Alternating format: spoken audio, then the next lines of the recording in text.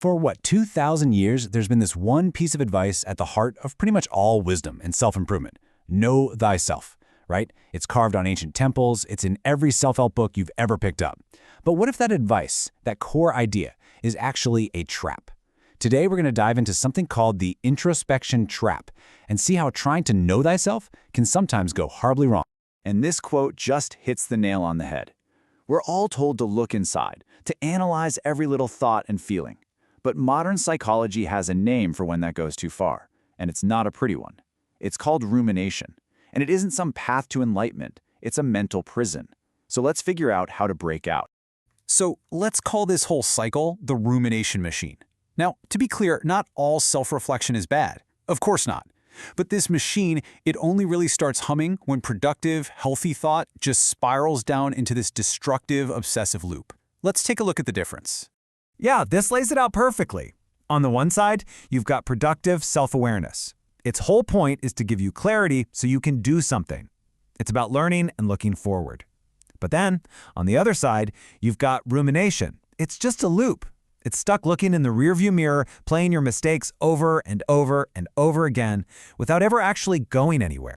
Let's just be really blunt about this. When you're stuck in that loop, endlessly asking, why am I like this, or why did I do that, and you're not moving towards any kind of solution, you're not a researcher anymore. You're not exploring your own mind. You've become its torturer. So here's our first metaphor for this, and it's a great one. You look in the mirror, right? You're looking for answers, for some kind of self-knowledge. But when you're ruminating, the reflection looking back at you isn't a guide, it's an accuser. It just keeps asking why. Why did you do that? It's all blame with no solution. It's like being in a courtroom with a prosecutor, but you don't get a defense attorney and there's no way out. Which brings us to the next image, the hamster wheel. And this feels so true, doesn't it? You feel like you're doing so much work, just running and running in your head. But are you actually getting anywhere? Nope. The wheel just keeps spinning out the same two things. Anxiety about what you did wrong in the past, and anxiety about what you might do wrong in the future. All that effort just digs you deeper into the same spot. So, why do our brains get so stuck in these loops? Well, it's not some personal failing. It's kind of just a weird feature of how we're all wired. So in this next section, we're going to look at 3 specific psychological traps that keep that rumination machine fired up and running. First up, we've got something called Solomon's paradox. It's named after King Solomon, you know, the guy who was famously wise. He could solve anyone's problems, but his own personal life, a total train wreck. Sound familiar at all? And this just nails it. You can look at your friend's problem with this incredible crystal clarity. You give them this perfect, actionable advice. But then, when you're facing the exact same issue, you're totally paralyzed. It's that distance that gives us wisdom. And when we're analyzing ourselves, well, there's zero distance. Okay, trap number 2 is the spotlight effect. This is that little voice in your head that is absolutely convinced that everyone noticed that awkward thing you said 5 minutes ago, or that your shirt is wrinkled. It's that social anxiety that just pours fuel on the fire of overthinking. And this image shows the reality of it so well. You feel like you're on a giant stage with this massive spotlight shining right on you. But if you could actually look out at the audience, you'd realize they're not even watching. They're busy with their own lives, worrying about their own spotlights. Now, this final trap is deliciously ironic. It's called the expertise paradox. You'd think, logically, that the more you study yourself, the more you learn, the more confident you'd get. But a lot of the time, the exact opposite happens. This mountain metaphor is perfect for it. A beginner, standing at the bottom of the mountain, thinks they can see everything. But the higher you climb, the more you learn about your own complexities and contradictions, the more you realize just how massive and unknowable the whole landscape really is. And that realization, it doesn't lead to clarity. It leads to paralysis. Okay, so we've looked at the problem, we've looked at the psychological traps that keep us stuck. So now, let's talk about the escape route.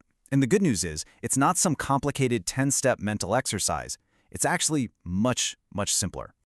Here's the most crucial point in all of this. Analysis leads to paralysis.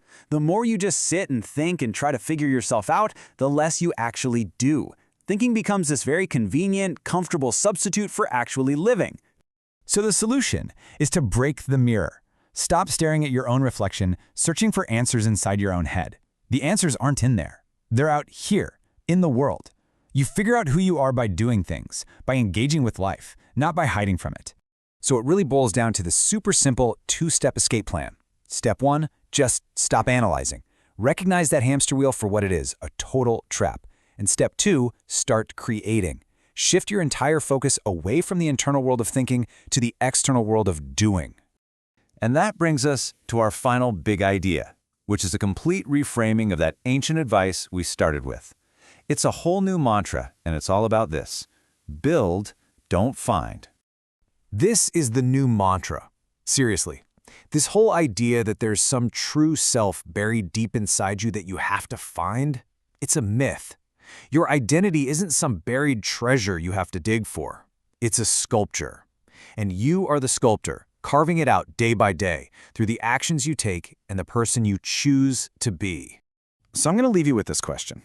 Forget about that paralyzing, navel-gazing question, who am I? It doesn't really have an answer anyway. Instead, I want you to ask yourself a much more powerful, a much more exciting question. Who will I create? Because the answer to that question, well, that's entirely up to you.